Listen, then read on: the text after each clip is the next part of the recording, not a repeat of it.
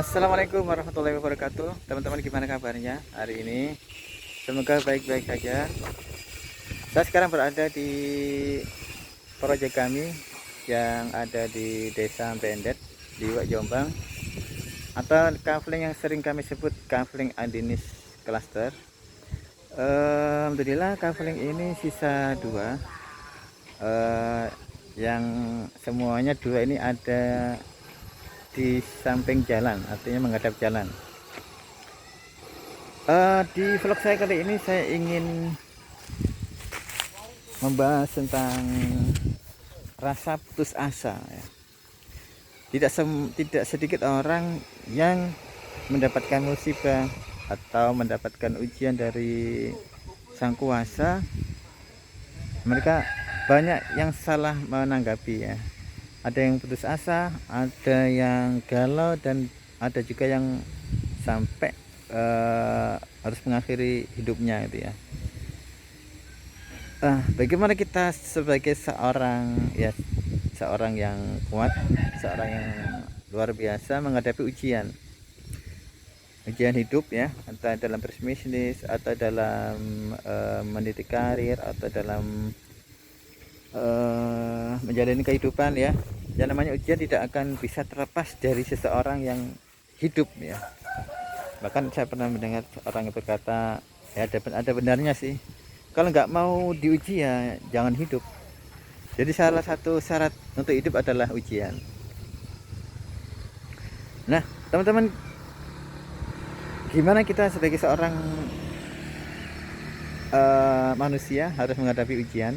Pertama, kita harus positive thinking, bahwasanya yang namanya ujian itu adalah sesuatu yang bagus untuk kita, yang sudah dipersiapkan oleh Allah Subhanahu wa Ta'ala.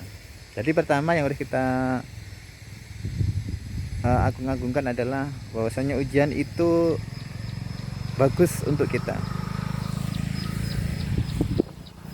Karena kalau kita salah menanggapi bahwasanya ujian itu buruk untuk kita, maka sikap kita juga akan salah dalam menyikapinya. Jadi semua ujian yang diberikan Allah Subhanahu wa Ta'ala untuk kita itu adalah ada nilai positifnya. Nilai positifnya apa? Tentu nanti akan butuh proses ya teman-teman ya. Jadi yang harus kita lakukan pertama adalah positive thinking, atau menilai bahwasanya semua ujian itu bagus untuk kita. Yang kedua, berpikir terbuka dengan ujian yang kita terima. Maksudnya begini, berpikir terbuka itu akan memudahkan kita untuk mencari sebuah ide atau solusi yang akan dalam menghadapi ujian itu. Karena kalau kita tidak berpikir terbuka, maka kita akan buntu pikirannya ya. Kita akan sulit untuk mendapatkan solusi.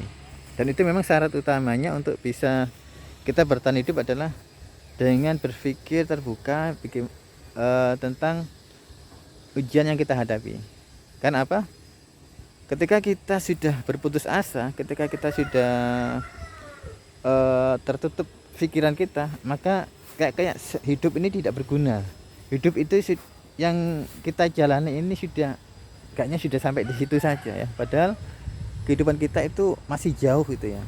Jadi sikap yang kedua ketika kita mendapatkan ujian adalah pikiran harus tetap terbuka, open mind ya, sehingga kita mudah berpikir untuk mencari solusi. Yang ketiga, solusinya apa?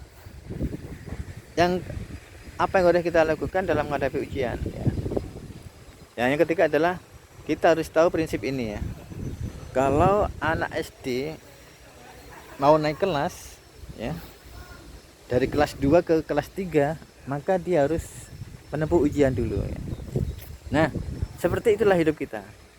Kalau kita mau naik kelas ya, maka kita mau nggak mau harus melewati ujian itu ya.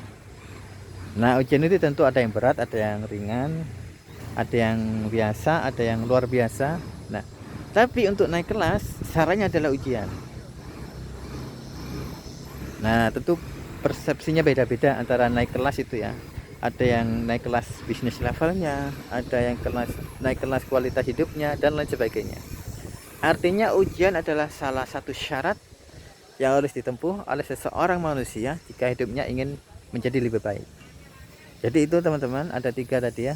Kalau kita ingin menyikapi sebuah masalah atau ujian yang sedang kita hadapi. Pertama, berpikiran positif bahwa semua yang diujikan Allah kepada kita itu ada nilai positifnya di balik itu semuanya. Kedua, kita harus tetap terbuka pikiran kita dalam menghadapi ujian ini agar kita mendapatkan solusi ya di tengah ujian ini. Agar solusi atau hidayah itu datang dari Allah Subhanahu wa taala karena kita sudah berpikir terbuka. Dan yang ketiga adalah solusinya kita harus memahami sebuah prinsip hidup. Kalau kita mau naik kelas maka harus melewati ujian dulu. Sebagaimana anak SD ketika mau lulus naik ke SMP maka harus ada ujian dulu. SMP lulus harus ada ujian dulu baru ke SMA ya, gitu teman-teman ya. Oke, semoga vlog saya kali ini bermanfaat untuk kita semuanya dan bermanfaat untuk saya pribadi ya. Mohon maaf jika ada salah dan kurang lebihnya. Assalamualaikum warahmatullahi wabarakatuh.